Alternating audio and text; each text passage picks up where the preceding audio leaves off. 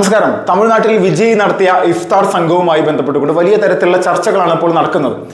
യഥാർത്ഥത്തിൽ ഒരു കാര്യം മനസ്സിലാക്കുക, ചോറ് കഴിക്കുന്ന ആർക്കും അല്ലെങ്കിൽ അത്യാവശ്യം ബോധമുള്ള ആർക്കും വിജയ് ഈ സംഘടിപ്പിച്ചിരിക്കുന്ന പരിപാടി എന്തിനെ ലക്ഷ്യം വെച്ചിട്ടാണെന്നുള്ളത് കൃത്യമായിട്ട് ബോധ്യപ്പെടും. അത് ഒരു പ്രത്യേക മതവിഭാഗത്തിന്റെ വോട്ട് കണ്ടുകൊണ്ട് തന്നെയാണ്, ഒരു പ്രത്യേക മതവിഭാഗത്തെ പ്രീണിപ്പിക്കാൻ വേണ്ടി ചെയ്തിരിക്കുന്ന കാര്യം തന്നെയാണ്. അല്ലെങ്കിൽ എങ്ങനെയാണ് ഒരു സുപ്രഭാതത്തിൽ ഈ വിജയ് ഇങ്ങനെ ഒരു പരിപാടിയൊക്കെ ഇവിടെ സെറ്റ് ചെയ്യുന്നത്? വിജയ് എത്ര വർഷമായിട്ട് തമിഴ്നാട്ടിൽ ജീവിക്കുന്ന ആളാണ്? ആദ്യമായി ഒരുപാട് വട്ടം ഇങ്ങനെ ഇഫ്താർ സംഗമം നടത്തിയിട്ടുള്ള ആളാണോ ഈ വിജയ്?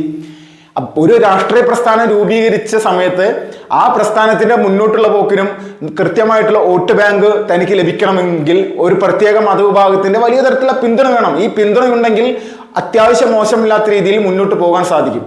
ഇപ്പോൾ ഒറ്റയടിക്ക് തന്നെ വിജയ് അവിടെ അധികാരത്തിൽ വരുമെന്നും ആ ഒരു രാഷ്ട്രീയ നിരീക്ഷകന്മാരും പറയുന്നില്ല. കാരണം DMK പോലെയുള്ള ഒരു പാർട്ടിയെ മറികടക്കുക എന്ന് പറഞ്ഞു കഴിഞ്ഞാൽ തമിഴ്നാട്ടിൽ വലിയ ബുദ്ധിമുട്ട് തന്നെയാണ്. അത് കൃത്യമായിട്ട് മനസ്സിലാക്കിയിട്ട് തന്നെയാണ് ആദ്യത്തെ ഘട്ടം എന്നുള്ള രീതിയിലേക്ക് വിജയ് ചെയ്തിരിക്കുന്ന ഒരു കാര്യം. രാഷ്ട്രീയ പ്രസ്ഥാനം രൂപീകരിക്കുകയും അതുമായി ബന്ധപ്പെട്ടുള്ള പ്രചരണ പ്രവർത്തനമായിട്ട് പോകുമ്പോൾ അതിന്റെ കൂട്ടത്തിൽ അവിടുത്തെ ഒരു പ്രത്യേക മതവിഭാഗത്തെ വലിയ തരത്തിൽ സ്വാധീനിക്കുക എന്ന ലക്ഷ്യത്തോടുകൂടി അവരുടെ മതപരമായിട്ടുള്ള വസ്ത്രധാരണ രീതിയെല്ലാം ചെയ്ത് തലയിലുള്ള തൊപ്പിയെല്ലാം വെച്ചുകൊണ്ട് മതപണ്ഡിതന്മാരുടെ ഒപ്പം ഇരുന്നു കൊണ്ടും അതിലെ അനുയായികളുടെ ഒപ്പം ഇരുന്നു കൊണ്ടും ഈ സമയത്ത് ഇഫ്താർ സംഗമത്തിൽ പങ്കെടുത്ത് ഭക്ഷണം കഴിക്കുന്ന ഒരു സംഭവമൊക്കെയാണ്. പ്രാർത്ഥനയിലൊക്കെ പങ്കെടുക്കുന്നു. ഇതൊക്കെ ശരി. ഈ സംഭവത്തെ വിമർശനത്തിന് ഇരയാകുന്നു എന്നുള്ള രീതിയാണ് വിജയ്ക്കെതിരെ അല്ലെങ്കിൽ വിജയ്ക്ക് അനുകൂലമായിട്ട് പറയുന്നവർ നിരന്തരമായിട്ട് പറയും. എന്തിനാണ് വിജയെ വിമർശിക്കുന്നതെന്ന്? വിജയെ വിമർശിക്കാൻ പാടില്ലാത്ത ആളാണ്. വിജയ്ക്ക് വിമർശിക്കാം, വിജയെ വിമർശിക്കാൻ പാടില്ലേ? BJP എന്ന് പറയുന്ന രാഷ്ട്രീയ പ്രസ്ഥാനത്തിന്റെ നിലപാടാണ് നമ്മൾ ചിന്തിക്കേണ്ടത്. കൃത്യമാണ്. DMK-യിലേക്ക് പോകുന്ന, നിരന്തരമായിട്ട് പോകുന്ന മുസ്ലിം വോട്ട് അത് കൃത്യമായിട്ട് വിജയ്ക്ക് തന്നെ ഉറപ്പിച്ചു കൊടുക്കുന്ന തരത്തിലേക്കുള്ള ഒരു സ്റ്റേൺ ആയിട്ടുള്ള നിലപാടാണ് BJP എടുത്തിരിക്കുന്നത്. കാരണം BJPക്ക് അവിടെ ഒരു കുതിച്ചുചാട്ടം ഉണ്ടാക്കണം, ഒരു വലിയ വളർച്ച ഉണ്ടാക്കണം. അതിൽ വിജയ് എന്ന് പറയുന്ന ഒരു രാഷ്ട്രീയ നേതാവിന്റെ പ്രാധാന്യം ചെറുതല്ല.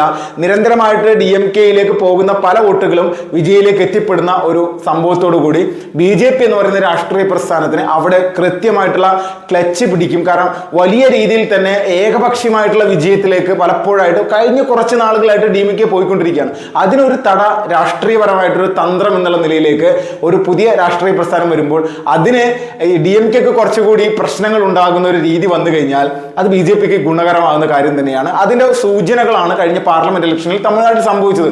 9 പാർലമെന്റ് മണ്ഡലങ്ങളിൽ BJP സ്ഥാനാർത്ഥികളാണ് 2ാം സ്ഥാനത്തെത്തിയത് എന്ന് നമ്മൾ ചിന്തിക്കണം. അവിടെയുള്ള 39 സീറ്റുകളിൽ 9 സ്ഥലങ്ങളിൽ BJPയുടെ സ്ഥാനാർത്ഥികൾ 2ാം സ്ഥാനത്തെത്തി. രണ്ട് സ്ഥാനാർത്ഥികൾ സഖ്യകക്ഷികളും കൂടിയായിരുന്നു. അതിൽ 11, മൊത്തം പറഞ്ഞു കഴിഞ്ഞാൽ NDA സ്ഥാനാർത്ഥികൾ 11 പാർലമെന്റ് മണ്ഡലങ്ങളിൽ 2ാം സ്ഥാനത്തെത്തി.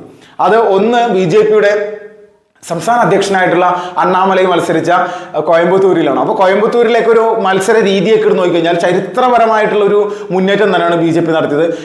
4.5 ലക്ഷത്തോളം വോട്ടുകൾ BJP സ്ഥാനാർത്ഥി തന്നെ നേടിയെന്നുള്ളതാണ്. ഇപ്പോൾ സുരേഷ് ഗോപി തൃശ്ശൂരിൽ വിജയിച്ച സമയത്ത് 4,10,000 വോട്ടുകളാണ് നേടിയത്. തമിഴ്നാട്ടിൽ ഈ അണ്ണാമലൈ മത്സരിച്ച കോയമ്പത്തൂരിൽ BJP പരാജയപ്പെട്ടിട്ടും 4.5 ലക്ഷം വോട്ടുകൾ നേടാനായിട്ട് സാധിച്ചു. അപ്പോൾ ഇങ്ങനെയുള്ളൊരു സ്ഥിതിവിശേഷം തമിഴ്നാട്ടിലുണ്ട്. അപ്പോൾ ഈ സംഭവം തന്നെയാണ് BJP വലിയ തരത്തിൽ മുന്നോട്ട് വെച്ച് കൊണ്ടുപോകുന്നത്. അപ്പൊ ഇതിനെ ഒരുപാട് കേരളത്തിലുള്ള സുഡാപ്പി ഭീകരന്മാരൊക്കെ നിരന്തരമായിട്ട് വന്ന് പറയുന്നു, അയ്യോ വിജയ് ചെയ്തിരിക്കുന്ന വലിയ തരത്തിലുള്ള ഈശ്വരീയമായിട്ടുള്ള കാര്യത്തിനെ BJP എതിർക്കുന്നേ, BJP ഇവിടെ വർഗീയത പറഞ്ഞുകൊണ്ട് വലിയ തരത്തിൽ വോട്ട് നേടാൻ ശ്രമിക്കുന്നു, വിജയ് മതം മാറി എന്നുള്ള രീതിയിലൊക്കെ പ്രചരിപ്പിക്കുന്ന പോലും. വിജയ് മതം മാറി എന്നുള്ള ഒരു കാഴ്ചപ്പാട് നമ്മൾക്കില്ല. പക്ഷെ ഒരു മതവിഭാഗത്തിന്റെ വോട്ട് നേടാൻ വേണ്ടി അവരെ കൃത്യമായിട്ട് ഫോക്കസ് ചെയ്ത് മുന്നോട്ട് പോകുന്ന ഒരു രാഷ്ട്രീയക്കാരനാണെന്നുള്ളതിൽ ലെവലേശം സംശയമില്ലാതെ തന്നെ പറയാം. അത് വിജയ് തുടരുന്നതിൽ ഇവിടെ പ്രത്യേകിച്ച് സംഘപരിവാർ രാഷ്ട്രീയക്കാർക്കോ BJPക്കോ ഒരു കോട്ടവുമില്ല. കാരണം വിജയ് ഫോക്കസ് ചെയ്യുന്ന തമിഴ്നാട്ടിലെ ഈ പ്രത്യേക മതവിഭാഗത്തിന്റെ വോട്ട് BJPക്ക് കിട്ടുന്നില്ല. കൂട്ടത്തിൽ ഒരു കാര്യം കൂടി പറയാം. തമിഴ്നാട്ടിൽ ഇന്ന് നടന്നുകൊണ്ടിരിക്കുന്ന വലിയ തരത്തിലുള്ള ജിഹാദി ഗ്രൂപ്പുകളുടെ പ്രവർത്തനമുണ്ട്. അത് SDP ആണെങ്കിലും പോപ്പുലർ ഫ്രണ്ട് ആണെങ്കിലും കേരളത്തിൽ ഈ പറയുന്ന രാഷ്ട്രീയ പ്രസ്ഥാനങ്ങളുടെ അല്ലെങ്കിൽ ഈ സംഘടനകളുടെ സ്വാധീനം പോലെ തന്നെ ദക്ഷിണേന്ത്യയിൽ കേരളം പോലെ തന്നെ കർണാടകയിലും തമിഴ്നാട്ടിലും ഇവർക്ക് കൃത്യമായിട്ടുള്ള ഒരു ശക്തിയുണ്ട്. ഇവർ നടത്തിയിട്ടുള്ള കൊലപാതകങ്ങളുടെ ലിസ്റ്റൊക്കെ നമ്മൾ പുറത്തുവിട്ട് കഴിഞ്ഞാൽ ഞെട്ടിപ്പോകുന്ന തരത്തിലേക്കാണ്. BJP-യുടെ സംസ്ഥാന സെക്രട്ടറി രമേശ് അടക്കമുള്ള ആളുകളെ കൊലപ്പെടുന്നു. വെള്ളയപ്പൻ എന്ന് പറയുന്ന ഹിന്ദു മുന്നണിയുടെ സ്ഥാനാർത്ഥി ഒരു കാര്യകർത്താവിനെ കൊലപ്പെടുത്തുന്നു. ഇത് അടക്കം നോക്കിക്കഴിഞ്ഞാൽ 10-60ഓളം ഹിന്ദു സംഘടനാ പ്രവർത്തകരെയാണ് ഈ ജിഹാദി ഭീകരവാദ ഗ്രൂപ്പുകൾ കൊലപ്പെടുത്തിയിരിക്കുന്നത്. തൊട്ട് കഴിഞ്ഞ 1.5 വർഷങ്ങൾക്ക് മുന്നേ ദീപാവലി ദിനത്തിൽ കോയമ്പത്തൂർ ഉക്കടത്ത് സ്ഫോടനം നടത്താൻ വേണ്ടിയിട്ടുള്ളൊരു തീരുമാനമെടുത്ത് ISIS ഭീകരവാദികൾ, ഉക്കടം സ്വദേശികൾ തന്നെ പ്രാദേശികമായിട്ട്, നമ്മൾ ആലോചിക്കും, പ്രാദേശികമായിട്ടുള്ള ആളുകൾ തന്നെ അവിടെ ജിഹാദി ഗ്രൂപ്പുകളിൽ ചേർന്നുകൊണ്ട് സ്ഫോടനം നടത്താൻ വേണ്ടിയുള്ള ശ്രമം നടത്തുന്നു. 3 പ്രധാനപ്പെട്ട ക്ഷേത്രങ്ങൾ കേന്ദ്രീകരിച്ചുകൊണ്ട് ആക്രമണം നടത്താനായിരുന്നു ലക്ഷ്യം വെച്ചത്. ആക്രമിക്കാൻ പോകുന്ന സമയത്ത് പോലീസ് ചെക്കിംഗ് ഉണ്ടാവുകയും ആ പോലീസ് ചെക്കിംഗ് ഉണ്ടാവുന്നതിന് തൊട്ട് മുന്നോടിയായിട്ട് പുലർച്ചെയാണ് ഈ സംഭവം നടക്കുന്നത്. കുറച്ച് പുറകിൽ വണ്ടി നിർത്തുകയും പെട്ടെന്ന് ഈ കാറ് ബ്ലാസ്റ്റ് ചെയ്യുകയാണ് ഉണ്ടായത്. അപ്പോൾ ഇങ്ങനെയൊക്കെയുള്ള നിലപാടുകളുള്ള ഒരുപാട് ആളുകൾ തമിഴ്നാട്ടിലുണ്ട്. LK അദ്വാനിയെ പോലും കോയമ്പത്തൂരിൽ വെച്ച് വധിക്കാൻ ശ്രമിച്ച പല ആളുകളുണ്ട്.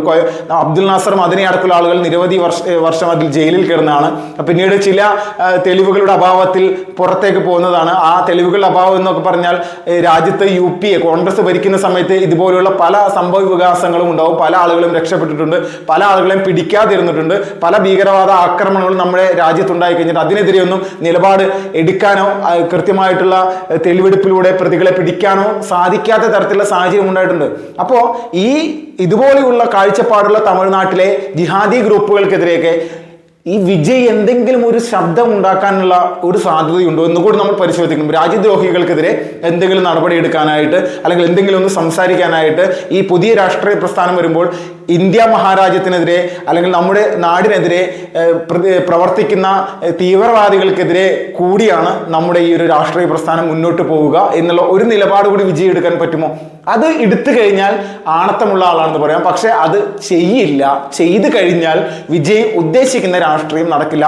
പ്രീണനം എന്ന് പറയുമ്പോൾ പ്രീണനത്തിന്റെ ഇടയിലേക്ക് അല്ലെങ്കിൽ പ്രീണനത്തിന്റെ സ്വഭാവമുള്ള രീതിയിൽ പല സംഘടനകളോട് പ്രവർത്തിക്കുന്നുണ്ട്. അപ്പോൾ ഈ സംഘടനകൾ പലപ്പോഴായിട്ട് യാഥാർത്ഥ്യം മറച്ചു വെച്ചുകൊണ്ട് മുന്നോട്ട് പോകും. ഈ യാഥാർത്ഥ്യം മറച്ചു വെക്കുമ്പോൾ ഈ വിജയും ആ ഒരു കൂട്ടത്തിൽ തന്നെയാണ് ഇവരെ പെടുത്തുക എന്നുള്ളതിൽ ഒരു സംശയമില്ല. കാരണം വർഷങ്ങളായിട്ട് തമിഴ്നാട്ടിൽ ജീവിക്കുന്ന ഒരാളാണ് വിജയ്.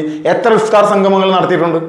അപ്പോൾ ഒരു പ്രത്യേക മതവിഭാഗത്തിന്റെ വസ്ത്രധാരണ രീതി എടുത്തിട്ടുകൊണ്ട് ഇഫ്താർ സംഗമം നടത്തുന്നതിൽ തെറ്റൊന്നുമില്ല. പ്രത്യേകിച്ച് അതിൽ ബുദ്ധിമുട്ടുകളോ പ്രശ്നങ്ങളോ ഒന്നുമില്ല. പക്ഷെ അതിന്റെ പേരിൽ വിമർശിക്കപ്പെടരുത് എന്ന് പറഞ്ഞു കഴിഞ്ഞാൽ അത് കുറച്ച് ബുദ്ധിമുട്ടുള്ള കാര്യമാണ്. വിമർശിക്കും, ഒരു സംശയമില്ല. ഇവിടെ വോട്ട് ബാങ്ക് രാഷ്ട്രീയത്തിന് വേണ്ടി ആര് കളിച്ചാലും വിമർശനത്തിന് വിധേയമല്ലാത്ത ആളുകളല്ല നിങ്ങൾ എന്നുള്ളത് മനസ്സിലാക്കുക. കേരളത്തിൽ സുഡാപ്പികൾ നിരന്തരമായിട്ടിരുന്ന് വിജയെ സപ്പോർട്ട് ചെയ്യേണ്ട, അയ്യോ വിജയിക്ക അല്ലെങ്കിൽ വലിയ തരത്തിൽ വിജയെ ഇങ്ങനെ പ്രകീർത്തിച്ചുകൊണ്ട് മുന്നോട്ട് പോകുമ്പോൾ ഇതിൽ ഒരു കഴമ്പുമില്ല എന്ന് മനസ്സിലാക്കും. വോട്ട് മാത്രമാണ് വിജയുടെ ലക്ഷ്യം.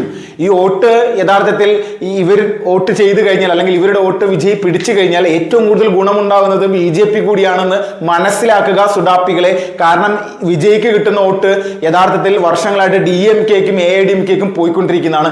ഇത് BJP-യിലേക്ക് ഒരിക്കലും വരുന്നതല്ല. ഇനി അത് വരുമെന്നുള്ള പ്രതീക്ഷയുമില്ല. ആ പ്രതീക്ഷയില്ലാത്തവർത്തോളം കാലം BJP വിമർശിക്കുമ്പോൾ അത് കൂടുതൽ വിജയ്ക്ക് ഉറക്കാനുള്ള സാധ്യതയാണ്. അതോടുകൂടി തന്നെ BJP എന്താണോ ലക്ഷ്യം വെക്കുന്നത് ആ ലക്ഷ്യത്തിലേക്ക് വൈകാതെ തന്നെ അടുത്തെത്താനും അല്ലെങ്കിൽ ആ ഒരു ലക്ഷ്യത്തിലേക്ക് മുന്നേറാനും നിലവിലവിടെ സാധിക്കും. അതിലൊരു തർക്കമില്ല.